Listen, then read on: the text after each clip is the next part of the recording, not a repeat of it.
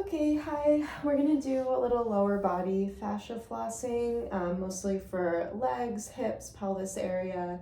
You can use yoga blocks if you have them. You can use 2 books, water bottles, something firm, and then you might want some extra padding underneath of your knees. But we'll get started. You'll come to just a kneeling position, grab onto your props if you're using them, and then you're gonna step your right foot forward and just kind of start in this traditional lunge position. And then what we're gonna do is start to flex the foot in front.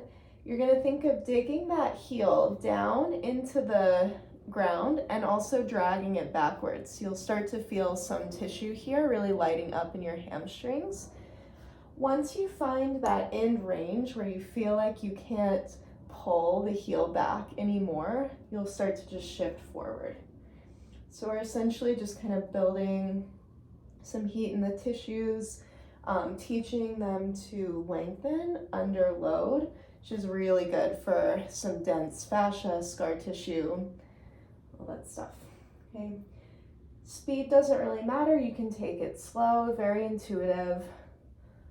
And also feel free to slightly change your angles. You can bring your hips more to the right, maybe more to the left, just seeing where your sticky zones are. You'll feel like you're having to work a little harder to drag that heel back as you pull the hips behind you. Okay, so we'll take a few more like that.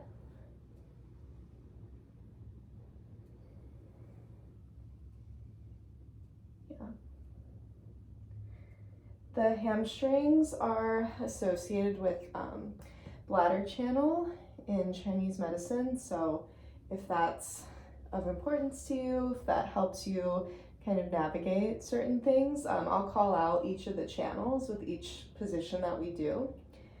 The next time you pull back, you're gonna pause, keep that resistance. Your heel should really be driving back. You're gonna just do a little wag of your tailbone, like you're just shifting it side to side, keeping that resistance. Okay, checking in with your jaw, checking in with the muscles of your face. Can you keep the heat in your hamstrings without letting it travel up into unnecessary places? Try to keep as much ease as you can everywhere else. Got it for 2 more wags. And then we'll come forward and go right into the other side. So left foot comes through. Again, same exact thing.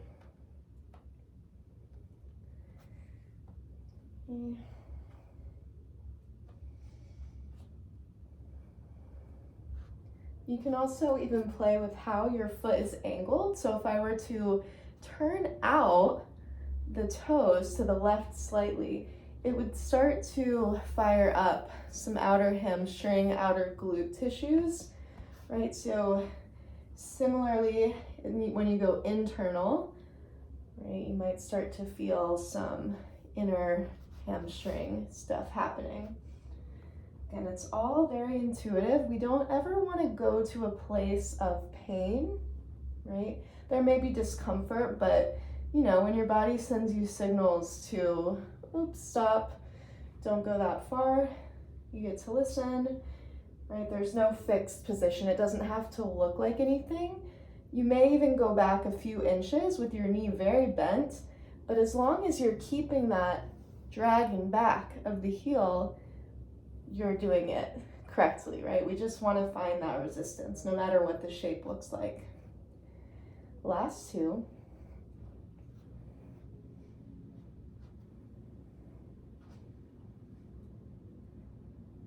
And then you hold and you wag that tailbone side to side.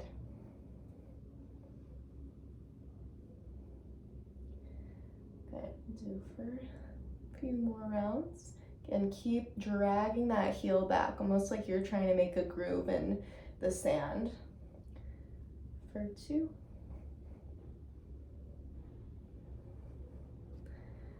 Okay, so we did bladder channel. We're gonna move on to kidney. I always put a block under my head or a pillow or something. You definitely don't have to, but it's a good option if you need some height. You're gonna lie on your back, and then we're gonna come into what looks like a figure 4 position to start. You want to find, let's say, right ankle over the left thigh to start. And then what you want to do is take that right knee and bring it a little closer to your chest. So we're rotating internally. Once it's there, you're going to place your hands on the inner thigh, inner knee region. And then the resistance is going to be knee is driving towards your chest, and you're going to simply press that thigh away.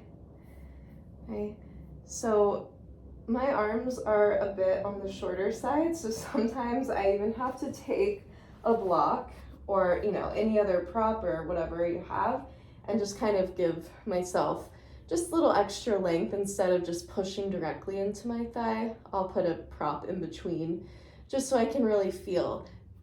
Thigh is pressing into your hands or the prop, and then you're using the hands to push away against that resistance. So ideally this will be kind of inner thigh, inner quad, maybe some groin kind of stuff. So it's very deep inner thigh work. And since this is more yin, it might be not quite as intense as the hamstrings in terms of sensation, but stick with that resistance the whole way because there's a lot of benefit to doing this. Okay, we'll do 2 more like that.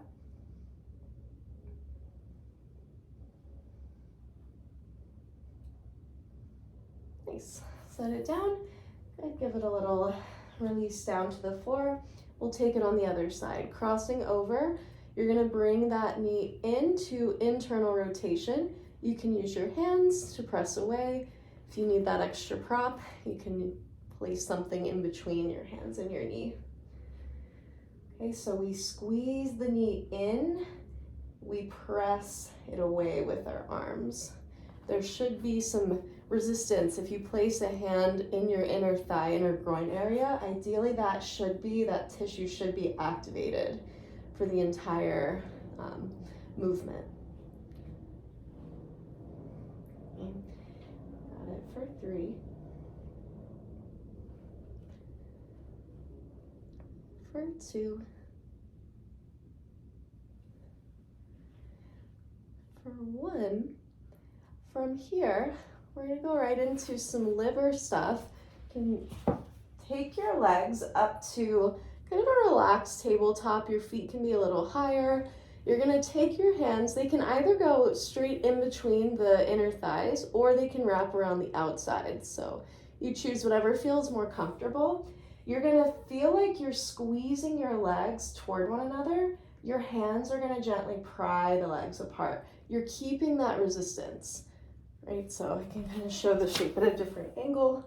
We press the legs together, but we pry apart. So this is just a slightly different angle in the inner legs. This is big, kind of tractioning for the pelvic floor. So if you're someone who tends to hold tension there, this is a great one to really focus on. And again, we're not being too particular about how far out we go. That's really not the goal for any of these. It's not about reaching some end range. It's about staying connected to your tissue. So as you're opening, you feel that engagement for the entire length. And you only go as far as you can maintain that engagement. Okay, you've got it for 2 more.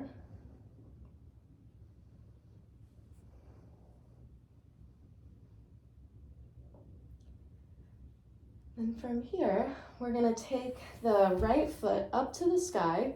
You're gonna then cross your left foot directly in front of your ankle. Hands are gonna hug behind the back of your right leg. The engagement here, we're kicking the right foot up, so it's almost like you're pushing that foot toward your face. At the same time, your opposite foot, the left foot's gonna pull your knee down. Sorry, I should say your foot. It's more like you're trying to find a deep bend in the right knee. So I'll flip this way just so you have a better angle. Right, we press up with our right shin like you're kicking it upwards, and we're pulling down with the left heel. So you should feel quad is really, really talking to you here. Now, if you're someone, as most people, if you've got a lot of scar tissue in your quads, don't be surprised if on the way down, as you resist, it feels very bumpy, like it may look a little something like this. That's just a sign that there's some tissue there that's breaking up, right? It's maybe not used to this kind of elongating with the contraction. So you'll feel like your nervous system is a little kind of confused, right? But it's very, very healthy over time to get some of that scar tissue to break up so that new tissue can lie down and be a lot more healthy and a lot more functional. Okay, you can play with speed here, so I sometimes go a little quicker, keeping all of that resistance. Got it for 3. These are a lot. For 2. And for 1, relax it down. Take a sec to just kind of, wiggle, do what you need. And we'll try it on the other side. So now it's the left foot that's gonna do the kicking. So we imagine like we're trying to squeeze the knee up towards the quad. That's sort of the engagement. Right ankle crosses over on top. You grab the back of your left knee. You're kicking up with that left shin. Your right heel is dragging you down.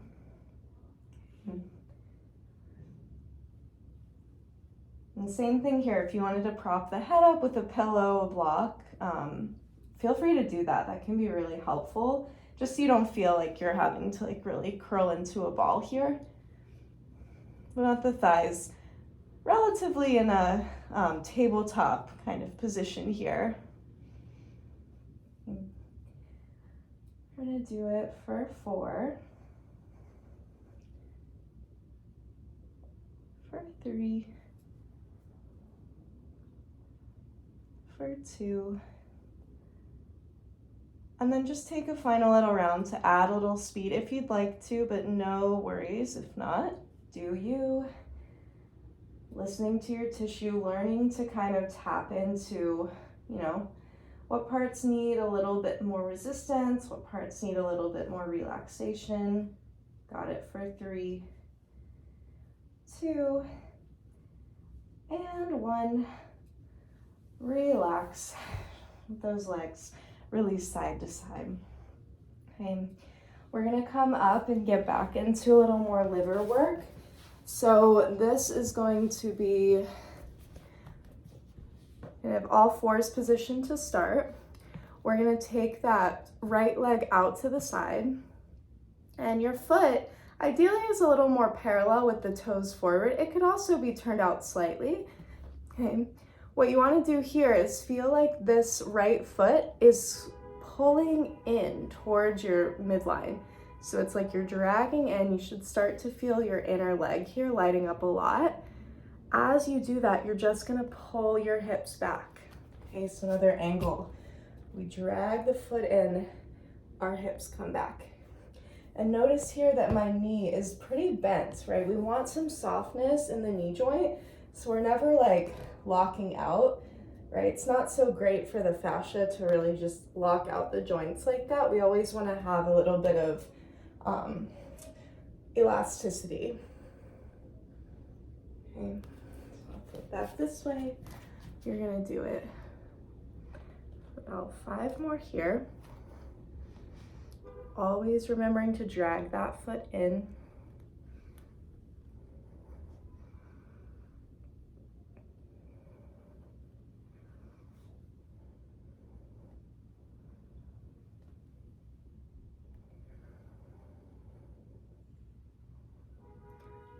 You're gonna send your hips forward, and then while we're in this position, just a fun twist here, you can take your hand behind the back of your head. You could also bring it to your forehead if that feels like a better, more comfortable position for you. Once it's there, you're gonna open up your chest, rotate your elbow to the sky, and then you're gonna rotate in the opposite direction, letting your right ribs kind of spiral down towards the mat. So we lift and we rotate. Okay, as you're rotating to the left, try to feel that right foot that's out pulling in towards your midline, just like you did in the other exercise. Okay, 2 more.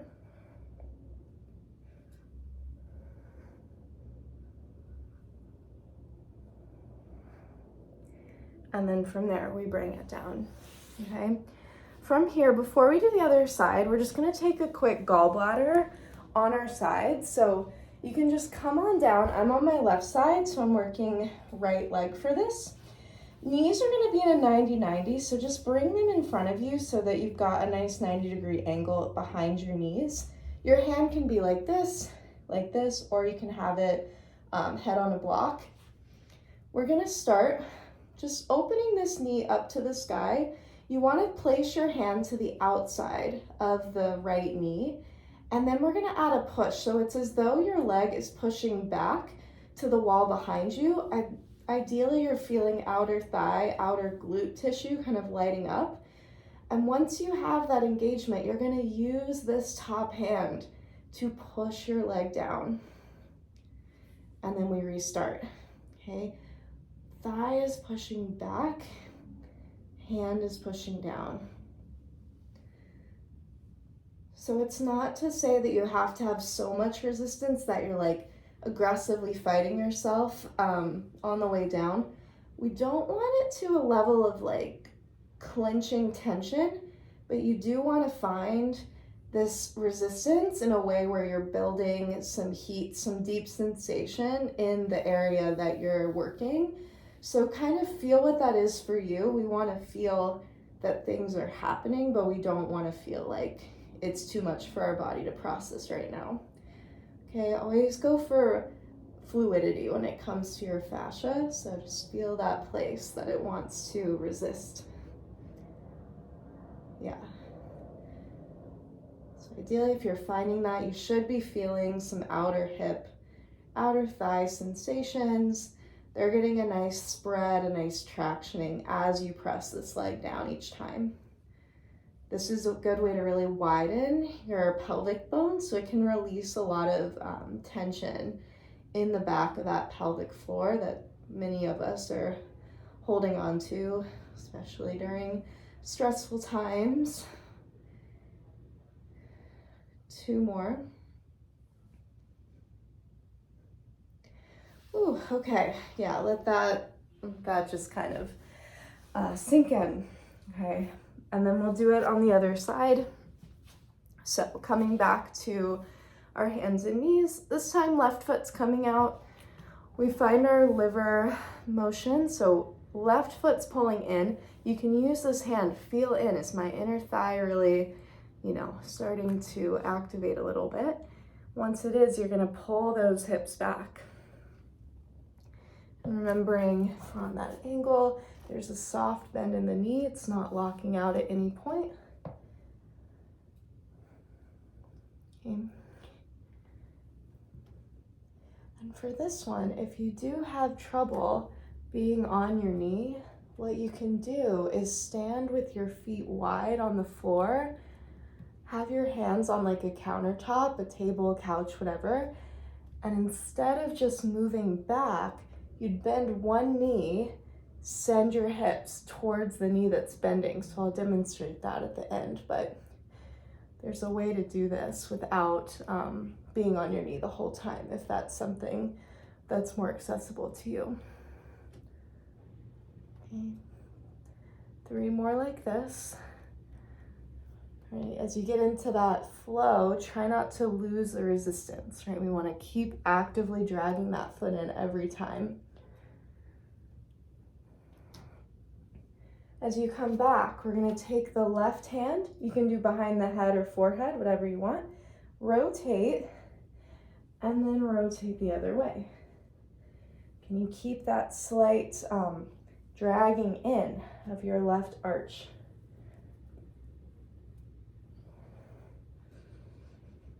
Right, just let your breath be intuitive. Let it be expansive, like you're trying to breathe your rib cage wide to the sides.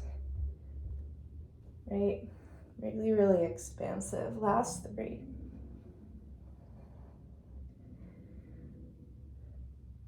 2.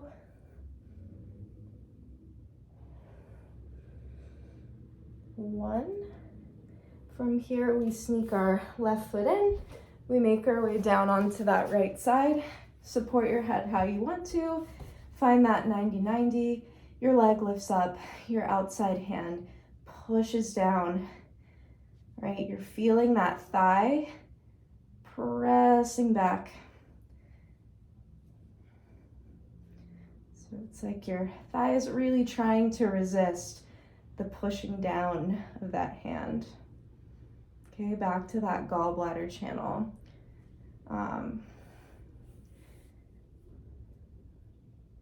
Yeah, restriction in this area can also be tied to a lot of anger, frustration, feelings like that. So, you know, if that's something that feels, that resonates with you, you may need to work some extra gallbladder stuff out in your hips. Okay, you're gonna do this one for 5, building some more heat. For 4, 3, 2, 1, and then let that release. From here, I'm just gonna show a little more kidney up against the wall. So this is just another way to do it that can feel really, really nice. You bring your hips as close to the wall as feels comfortable for you. And then again, you can always prop up your head if you need a little extra height for this. Your knees come to a butterfly position, and depending on your flexibility, the heels could be lower, they could be a little higher. You want to start with your legs a little closer together. You're gonna engage your thighs inward. So your inner thighs are trying to press together. Your hands are going to pry the legs apart. Doesn't matter exactly how your hands are, just find a way where you can get that resistance. Okay, so obviously kidney stuff, highly interconnected with our adrenals. So any adrenal fatigue stuff, high cortisol stuff, need to really work your kidney flosses. That will be super beneficial.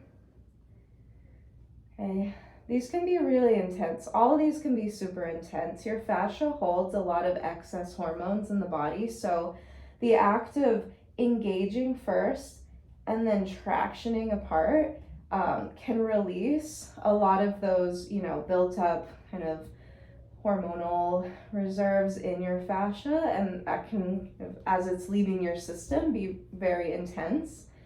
So you just want to make sure after these types of exercises, hydrate really well, right? Drink your herbal teas, you know, good sleep.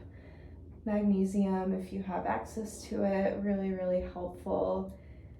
But yeah, just take care of yourself. Don't be surprised if there's any sort of like release that you feel, or fatigue, right? All very normal as things are getting flushed out of your system.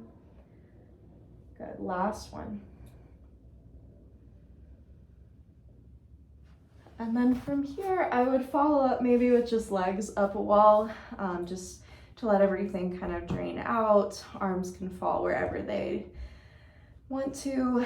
And feel free to just close your eyes here and just start to inhale deeply through the nose. Allow that rib cage to just expand backwards here. So like you're just pouring the breath into the back of the lungs. And then as you exhale, let the back of those lungs get even heavier, right? Try to feel like the back of your skull is getting pulled into the ground underneath of you. And then try to feel the same in the back of your pelvis. So if you need to scoot away from the wall at all, that might be a better angle for you. Right, we're just going for kind of melting into that back body. It's as though the front half of your body gets to completely melt back into the back half. Right. And yeah, feel free to stay in that as long as you'd like. And we will come back with a lot more stuff in the future. So stay tuned, and yeah, see you later.